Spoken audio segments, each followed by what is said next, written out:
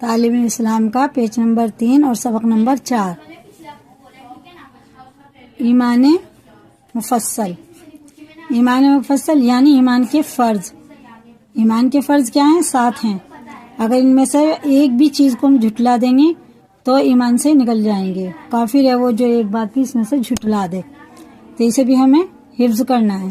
اس کا ترجمہ اور یہ سوال ایمان مفصل کیا ہے؟ جواب ایمان مفصل یہ ہے آمنت باللہ وملائکتہ وکتبہ ورسلہ والیوم الآخر والقدر خیرہ وشرہ من اللہ تعالی.